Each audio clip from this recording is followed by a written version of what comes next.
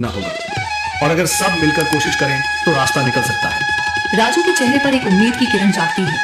हाँ बाबा जी, अगर सब मिलकर काम करें तो हम पानी ढूंढ सकते हैं। हमने पहले कभी यह कोशिश ही नहीं की। लेकिन इतनी कठिन जमीन में नया कुआं खोदना आसान है। मुश्किल जरूर है, नामुमकिन नहीं। अगर हम मिलकर काम करें तो यह हो सकता है। राजू खड़ा हो जाता है, उसकी आंखों में एक नई रोशनी है। तो फिर हम कल से काम शुरू करेंगे। मैं गांव के सभी युवाओं को इकट्ठा करूंगा। हम मिलकर नया कुआं खोदेंगे। यह कहते हुए वह शामू के साथ गांव के दूसरे युवाओं को बुलाने के लिए निकल पड़ता है।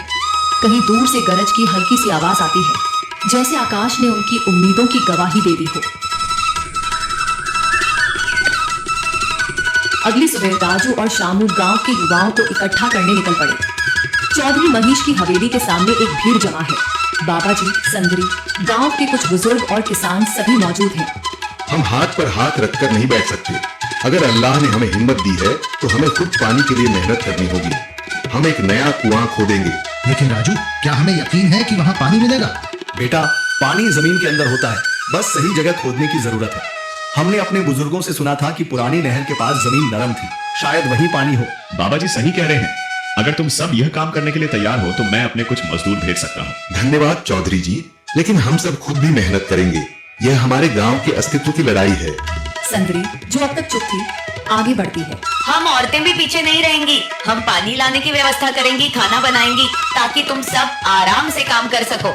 यही हिम्मत चाहिए थी संदर। पूरा गांव एक नई उम्मीद के साथ कुआं खोदने की तैयारी में जुट जाता है। दूसरी ओर कुआं खोदने का काम शुरू हो चुका है। राजू, शामू और दूसरे युवा बेलचे चलाने लगते हैं। मिट्टी बाहर निकाली जाने लगती है। तेज गर्मी के बावजूद सब पूरी हिम्मत के साथ जुटे हुए हैं। दोपहर की तेज धूप जमीन आग की तरह तप रही है। गांव के लोग लगातार कुआं खोदने में जुटे हैं। हाथ छिलने लगे हैं, माथे से पसीना बह रहा है, मगर किसी ने हार नहीं मानी। महिलाएं पानी और सत्तू लेकर आती हैं ताकि पुरुषों को कुछ राहत मिले। हमें और गहराई तक जाना होगा। अब तक सिर्फ सूखी मिट्टी और पत्थर ही निकल रहे हैं। राजू, यह बहुत कठिन काम है। अगर हमें पानी न मिला? अल्लाह मेहनत करने वालों को कभी निराश नहीं करता बेटा। तुम सब अपनी कोशिश जारी रखो, पानी जरूर निकलेगा। हिम्मत मत हारो। अगर अब रुक गए तो फिर कभी पानी नहीं मिलेगा। सभी फिर से जोश में आकर काम में जुट जाते हैं, मगर सूरज की तपिश बढ़ती जा रही है और कई लोगों की सांसें तेज चलने लगती हैं। तभी एक तरफ से रामलाल और उसके आदमी हंसते हुए आते हैं। अरे भाई, तुम्हें लगता है कि जमीन तुम पर रहम करेगी? हाँ हाँ, ना समझ लो, ये सब बेकार की मेहनत है। रामलाल, हमारा हौसला मत तोड़ो। अगर तुम मदद नहीं कर सकते तो कम से कम मजाक भी मत उड़ाओ। मदद?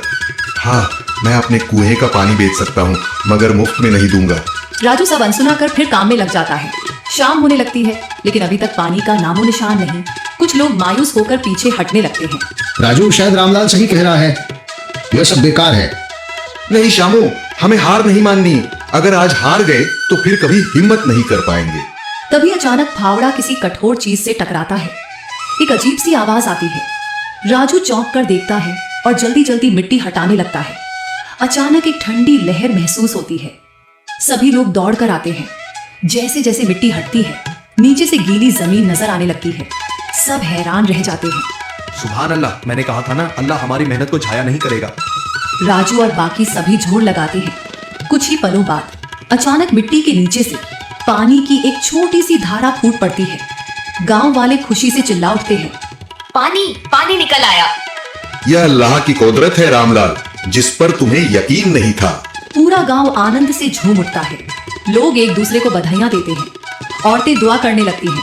कुछ दिन बीत चुके हैं। गांव वाले नए कुएं से पानी भर रहे हैं, खेतों को सींच रहे हैं और जिंदगी फिर से पटरी पर लौट रही है। मगर रामलाल अब भी अपनी